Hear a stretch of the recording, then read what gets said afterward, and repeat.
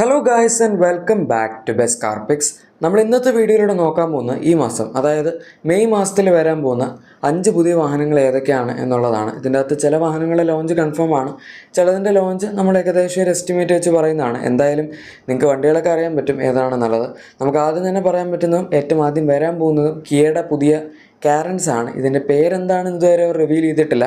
Actually Carens എന്ന് പറഞ്ഞ പേരിലായിരിക്കില്ല വണ്ടി വരുന്നത്. സംഭവം ടെക്നിക്കലി കാരൻസിൻ്റെ ഫേസ് ലിഫ്റ്റ് തന്നെയാണ്, പക്ഷേ വേറൊരു എസ് വെച്ച് തുടങ്ങുന്ന അവരുടെ എസ് യു ലൈനപ്പ് പോലെ വരുന്ന വാഹനങ്ങളുടെ പേരുണ്ടല്ലോ, അങ്ങനത്തെ ഒരു എസ് വെച്ച് തുടങ്ങുന്ന പേരിൽ ഈ വാഹനം സ്റ്റാർട്ട് ചെയ്യും എന്നാണ് ഒരു ഹിൻഡ് കിട്ടിയിരിക്കുന്നത്. എനിവേ നമ്മൾ ഈ വണ്ടി ഇഷ്ടം പോലെ പ്രാവശ്യം ഇതിന് മുന്നേ സ്പൈഡ് പിക്സ് ഒക്കെ ആയിട്ട് കണ്ടിട്ടുള്ളതാണ്. ഇതിപ്പോൾ നിങ്ങൾ കണ്ടുകൊണ്ടിരിക്കുന്ന ഇലക്ട്രിക് ആണ്, പക്ഷേ ഇലക്ട്രിക് എന്തായാലും ഈ മെയ് 8 വരുന്നതായിരിക്കില്ല. ഇതിൻ്റെ ലോഞ്ച് അവർ പറഞ്ഞിരിക്കുന്ന മെയ് 8 ആക്ച്വലി ലോഞ്ച് അല്ല, ജസ്റ്റ് റിവ്യൂല് മാത്രമേ ഉണ്ടാവുള്ളൂ. അതും പെട്രോൾ ഡീസൽ വാഹനത്തിൻ്റെ അതായത് ഇൻറ്റേർണൽ കമ്പഷൻ എഞ്ചിനുള്ള വാഹനത്തിൻ്റെ റിവ്യൂലായിരിക്കും നടക്കാൻ പോകുന്നത്. അതിനുശേഷം ജൂണിലായിരിക്കും ഇതിൻ്റെ ഇലക്ട്രിക് അതിൻ്റെ റിവ്യൂല് വരുന്നു.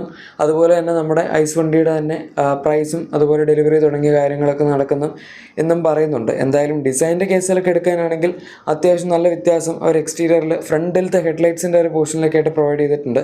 അതുപോലെ തന്നെ അലോയ് വീൽസിൽ വ്യത്യാസമുണ്ട്, പിന്നെ റിയർ ഡിസൈനിലും കുറച്ച് വ്യത്യാസമുണ്ട്. ഇൻറ്റീരിയറിലായിരിക്കും മെയിനായിട്ട് ഈ വാഹനത്തിൽ വ്യത്യാസം വരാൻ പോകുന്നത്. കംപ്ലീറ്റ്ലി നമുക്ക് കിയയുടെ പുതിയ സെറോസ് ഇൻസ്പയർഡ് ആയിട്ടുള്ള 12.3 ഇഞ്ച് 2 സ്ക്രീനും അതുപോലെ 5 ഇഞ്ചസിൻ്റെ നമ്മുടെ AC കൺട്രോൾസ് വരുന്ന സ്ക്രീനും പിന്നെ ഫ്രണ്ടിലും ബാക്കിലും വെന്റിലേറ്റഡ് സീറ്റ്, അങ്ങനെ വളരെ പ്രീമിയം ആയിട്ടുള്ള ഒരു ഇൻറ്റീരിയർ ഫിനിഷ് ആയിരിക്കും ഈ വാഹനത്തിൽ വരാൻ പോകുന്നത് എന്ന് തന്നെയാണ് ഇപ്പോഴത്തെ റൂമേഴ്സ് എല്ലാം തന്നെ സജസ്റ്റ് ചെയ്യുന്നത്.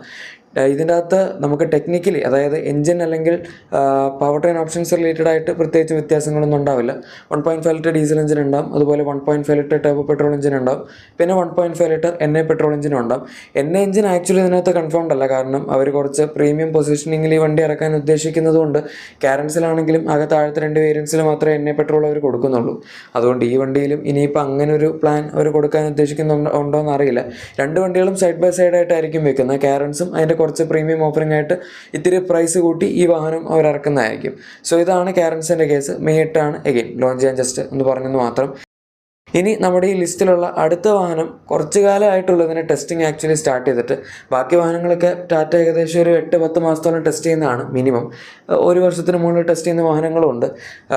നമ്മൾ പറഞ്ഞു വരുന്ന അൾട്രോസ് ഫേസ് ലിഫ്റ്റിനെ പറ്റിയാണ്. ഈ വണ്ടി ഇപ്പോൾ ടെസ്റ്റിങ്ങിൽ കാണാൻ തുടങ്ങിയിട്ട് ആകെ 2-3 മാസമായിട്ടുള്ളൂ റോട്ടിൽ. അവർ ചിലപ്പോൾ ഇൻറ്റേർണലി ടെസ്റ്റ് ചെയ്യുന്നുണ്ടാവുമായിരിക്കും. സംഭവം ടെസ്റ്റ് ചെയ്യേണ്ട ആവശ്യമുണ്ടോ എന്ന് ചോദിച്ചാൽ ഇല്ല, കാരണം അങ്ങനെ ഒരുപാട് വ്യത്യാസങ്ങളൊന്നുള്ള ഫേസ് ലിഫ്റ്റൊന്നും അല്ല അവർ ചെയ്യുന്നത്.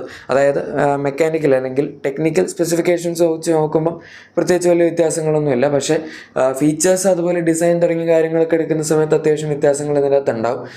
റിയർ ഡിസൈനിലാണെങ്കിലും ഫ്രണ്ട് ഡിസൈനിലാണെങ്കിലും ലൈറ്റ്സ് ഒക്കെ കുറച്ചും കൂടി സ്ലിം ആയിട്ടുണ്ട്, സ്ലീക്ക് ആയിട്ടുണ്ട്. അതുപോലെ ഇതിൻ്റെ DRLs, ഫോഗ് ലാംപ്സ് തുടങ്ങിയ സാധനങ്ങളുടെ എല്ലാത്തിൻ്റെയും പ്ലേസ്മെൻറ്റ് മാറിയിട്ടുണ്ട്. പിന്നെ അലോയ് വീൽസ് പുതിയതായിട്ട് വരും. പിന്നെ നമ്മുടെ സൈഡ് ഇൻഡിക്കേറ്റേഴ്സ് ഫെൻഡറിൽ നിന്ന് മാറി സൈഡ് മിറേഴ്സിലേക്ക് ആയിട്ടുണ്ട്. അങ്ങനത്തെ കുറച്ച് സാധനങ്ങളൊക്കെ വരും. പിന്നെ ഇതിൻ്റെ CNG ടെസ്റ്റിംഗ് ഇപ്പോൾ ഈ അടുത്ത് കണ്ടിട്ടുണ്ട്. അതുകൊണ്ട് ഏകദേശം എല്ലാ വാഹനങ്ങളും കൂടെ ഒരുമിച്ചായിരിക്കും, അതായത് എല്ലാ വേരിയൻസും കൂടെ ഒരുമിച്ചായിരിക്കും അവർ ഇറക്കാൻ പോകുന്നത് എന്ന് നമുക്ക് പ്രതീക്ഷിക്കാം. മൊത്തത്തിൽ നോക്കുന്ന സമയത്ത് കാണുമ്പോൾ ചെറിയൊരു വ്യത്യാസമൊക്കെ ഉണ്ട്. ഇൻറ്റീരിയറിലായിരിക്കും മെയിനായിട്ട് ഇതിനകത്ത് വ്യത്യാസം വരാൻ പോകുന്നത്. ഇഷ്ടംപോലെ പുതിയ ഫീച്ചേഴ്സ് നമുക്ക് കിട്ടും.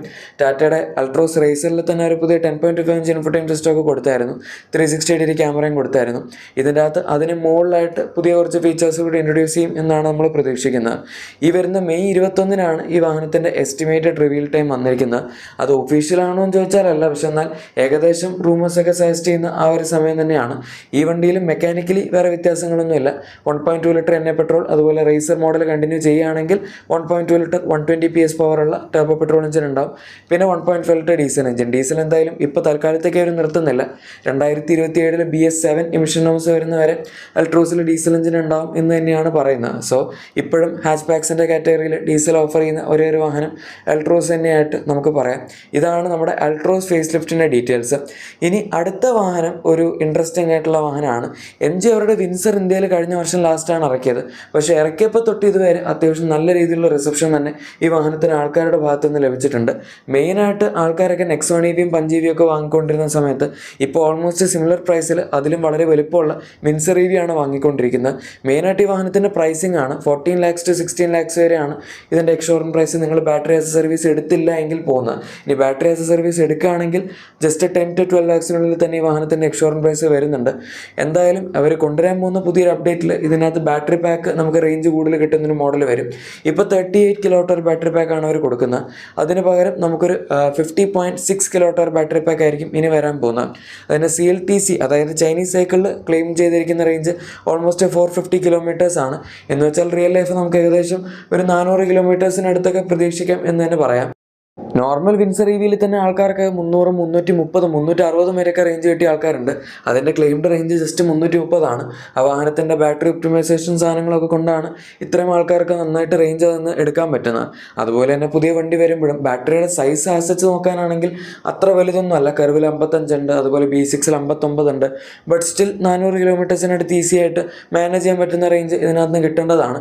പവർ ഫിഗേഴ്സിലൊന്നും വ്യത്യാസമുള്ളതായിട്ട് പറയുന്നില്ല. 136 PS പവറും 200 Nm ടോർക്കും തന്നെയായിരിക്കും ഈ ഒരു വാഹനം ജനറേറ്റ് ചെയ്യുന്നത്. മോട്ടർ മാറ്റാതെ ബാറ്ററി മാത്രമായിരിക്കും അവർ സൈസ് കൂട്ടുന്നത്. പിന്നെ ഇതിൻ്റെ അകത്ത് ഫീച്ചേഴ്സായിട്ട് അഡ്വാൻസ്ഡ് ഡ്രൈവർ അസിസ്റ്റൻസ് സിസ്റ്റം കൂടെ ആഡ് ചെയ്യും എന്ന് പറയുന്നുണ്ട്. അതിപ്പോൾ ഈ വാഹനത്തിൽ മിസ്സിംഗ് ആണ്. ബാക്കി ഒട്ടുമിക്ക എല്ലാ ഫീച്ചേഴ്സും ഇതിനകത്ത് കിട്ടുന്നുണ്ട്. പിന്നെ മെയിനായിട്ട് അവർ ഫോക്കസ് ചെയ്യുന്ന ഈ വാഹനം കൊണ്ട് കംഫർട്ടാണ്.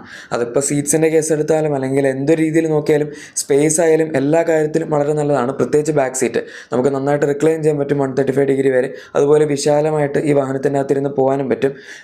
അത്യാവശ്യം നല്ല വലിയ സൈസുള്ള പാനോറാമിക് സ്കൈ റൂഫൊക്കെ കൊടുത്തിട്ടുണ്ട്. ഇനി അടുത്ത വാഹനം നമ്മുടെ പുതിയ ഫോക്സ്വാഗൻ്റെ ഗോൾഫ് GTI ആണ്. നമുക്കറിയാം കഴിഞ്ഞ മാസം അവർ ടിഗ്വാൻ്റെ പുതിയ R-Line മോഡൽ ലോഞ്ച് ചെയ്തായിരുന്നു. അതിൻ്റെ പ്രൈസ് തന്നെ ഓൾമോസ്റ്റ് 50 ലക്ഷം രൂപയ്ക്ക് അടുത്ത് വരുന്നുണ്ട്. ഇതും ഇമ്പോർട്ട് ചെയ്ത് തന്നെ, അതായത് CBU റൂട്ട് വഴി തന്നെയാണ് വരാൻ പോകുന്നത്. സോ ഏകദേശം ഒരു 40 to 50 lakhsൻ്റെ ഇടയിലുള്ള പ്രൈസിംഗ് ഒക്കെ തന്നെ എക്സ്പെക്ട് ചെയ്താൽ മതി. പക്ഷേ അഗൈൻ ഇതൊരു ഇത്തിരി എന്തൂസിയാസിനെ കാറ്റർ ചെയ്യുന്ന രീതിയിൽ അവർ ഇറക്കാൻ പോകുന്നൊരു വാഹനമാണ്. അതുകൊണ്ട് ഇമ്പോർട്ട് ചെയ്തിട്ടാണെങ്കിലും പ്രൈസ് അങ്ങനെ അധികം മാറ്റർ ചെയ്യേണ്ട കാര്യമില്ല. കാരണം ഒരുപാട് ആൾക്കാർ ഇത് വാങ്ങാൻ പോകുന്നില്ല. ഒരു നീഷ് പ്രൊഡക്റ്റായിട്ടായിരിക്കും അവർ ഇത് ഇറക്കാൻ പോകുന്നത്. GTI മോഡൽ ആയതുകൊണ്ട് തന്നെ നമുക്കിപ്പോൾ കിട്ടുന്ന ടിഗ്വാൻ R-Lineക്കാളും ഒക്കെ ഇതിൻ്റെ പവർ കൂടുതലാണ്. 2 ലിറ്റർ TSI തന്നെയാണ് വരുന്നത്. പക്ഷേ 265 PS പവറും അതുപോലെ 370 Nm ടോർക്കുമാണ് ജനറേറ്റ് ചെയ്യുന്നത്. സോ ഔട്ട്പുട്ട് അവർ കുറച്ചും കൂടെ കൂട്ടിയിട്ടുണ്ട് ഈ വാഹനത്തിന് വേണ്ടി. ഈ വാഹനത്തിനെന്നല്ല, ഇപ്പോൾ പുതിയ ഒക്ടാവിയ RS എടുക്കാനാണെങ്കിലും അതുപോലെ കോഡിയാക്ക് RS എല്ലാത്തിനും ഏകദേശം ഒരു 265 PS പവറാണ് വരുന്നത്. ഈ 888 എഞ്ചിൻ തന്നെയാണ് ഇതിനകത്ത് ഉപയോഗിക്കുന്നത്. അതുപോലെ തന്നെ നമ്മുടെ DSC 7 speed dual clutch automatic ആണ് ഇതിനകത്ത് അവർ കൊടുത്തിരിക്കുന്നത്. സോ വണ്ടി നല്ലതാണ്, പക്ഷേ പ്രൈസിങ് മാത്രമേ ഉള്ളൂ കുറച്ച് പ്രശ്നമായിട്ട് വരുന്നത്. ഇനി നമ്മുടെ ലിസ്റ്റിലെ ലാസ്റ്റ് ആൻഡ് ഫൈനൽ വാഹനം MGയുടെ പുതിയ സൈബർസ്റ്റർ എന്ന് പറഞ്ഞ ഇലക്ട്രിക് സ്പോർട്സ് കാർ ആണ്.